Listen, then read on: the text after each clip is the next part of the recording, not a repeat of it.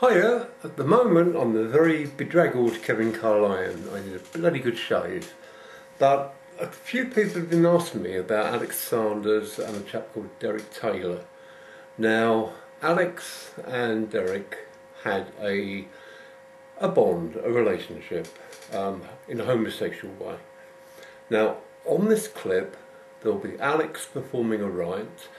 Derek is in the white cloak or gown, whatever you'd like to call it, and then shortly after that you'll see the clip of Derek Taylor on television when he was found dead in the sea. Now, we had the murder squad detectives round here because we recognised him. It came up on one of the sites on the television, and the more we told the poor old detective, the more his tongue started coming out, the more pale he got and all that sort of thing. Weird things going on, but in reality, make your own mind up. But I do believe Derek could not run into the sea. He could shuffle just about that much. He could not run, and I still think the investigation came out with the wrong sort of comment. Anyway, let's show you Alex first with Derek in the white gown, and then let's show you the TV report. I'm Kevin Carlyon. English resort town. Alex Sanders lives here. Among occultists, he's internationally renowned as the King of the Witches. Approaching 70, he believes he can still summon magical forces, in particular, an Aztec fire spirit. The things that have happened over the years. It's sacrificial, make sure it's essential. In the old days, he used to throw his spears and his knives and cause fires. Pretty well. The feathered being, the Aztec, he arrived about 12 years ago and started to manifest through me. And when he started to take over, I'm a trance medium. And the moment I put the mask on, I start to change. I don't particularly like to do it.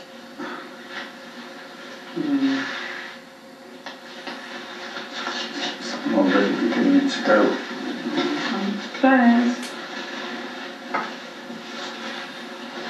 I don't know whether I can stand up.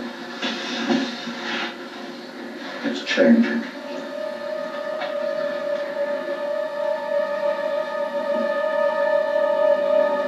When the feather's gone, then I become a leader of my people, and I want to blaze a trail. I want to defend everything against evil and against wrongdoing.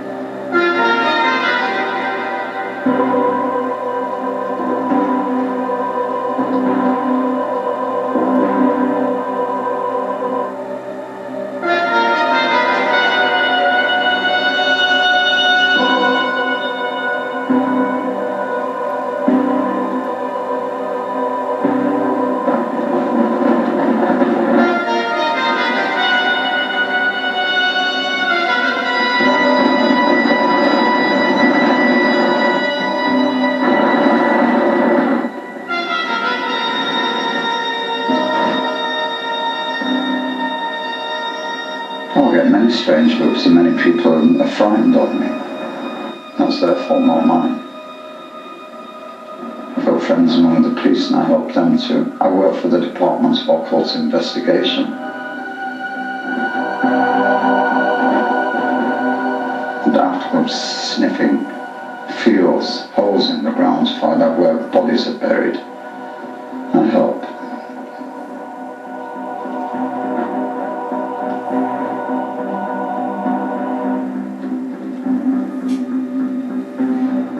Magic, the way that I understand it, is to do with initiation of one's own inner being, and after many struggles to have the ability to change one's consciousness at will, and that happens to me with the Aztec.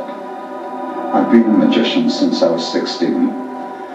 My grandmother died in April, and in January she gave me my second degree, which involved a third for the second time. The third is the sacred rite of sex. And she took me through that, and a few months later she was dead. Sanders' reputation spread rapidly to America. He's important enough to have had an entire tradition named after him, Alexandrian witchcraft. So how, one may ask, does it feel to be a witch in the computer age? Being a modern contemporary witch in the world of computers, fantastic. I'll kill the bastard who stole my computer. I was getting everything worked out astrologically on 144 cassettes. And he walked in and took it. So much for magic. Good evening. The death of a disabled man in Sussex is being linked with black magic rituals. Yes, Derek Taylor's body was washed up on a beach at Rustington near Worthing. Murder squad detectives are tonight investigating claims that an occult ceremony played a part in his death. A former policeman has told Meridian that the dead man was involved in witchcraft for many years. Charles Lambert now reports on the black magic claims. The funeral of Alex Sanders, the so-called King of the Witches, who lived with Derek Taylor in Bexhill prior to his death in 1988. Kevin Carlyon, a well-known white witch who lives in St Leonard's, knew them both and interviewed them shortly before Sanders' death. He was actually involved in white witchcraft and sometimes going to the darker side with Alex Sanders. I think the thing that actually happened when Sanders died in 1988, that really hit Derek totally, and he became a recluse. But David Mapley and his wife, who stayed in touch with Derek Taylor, don't believe his death is linked to the occult. Some of the people Derek met up with in the later 1985 were somewhat unsavoury, and I understand that they were quite involved in the drug scene. You know, I wonder if perhaps it was this unfortunate incident, a mixture of sort of Derek's mental illness and drugs. Derek Taylor's body was found on the beach at Rustington near Littlehampton early on Monday morning. Previously, there had been reports of a man seen running into the sea. A 30-year-old male was arrested shortly afterwards, but has since been released on police bail. Kevin Carlyon says the last time he saw Derek Taylor was 3 weeks ago, when he was living at this house near Warrior Square train station in St Leonard's. In his living room, he had had a large pyramid. The police will only say that they are looking into all aspects of Mr Taylor's background and won't be drawn on whether they are investigating his links with the occult. However, Meridian has learned from other sources that that line of inquiry is being actively pursued. Kevin Carlyon still uses this robe given to him by Mr Taylor for conducting ceremonies. He's determined that this crime should be solved.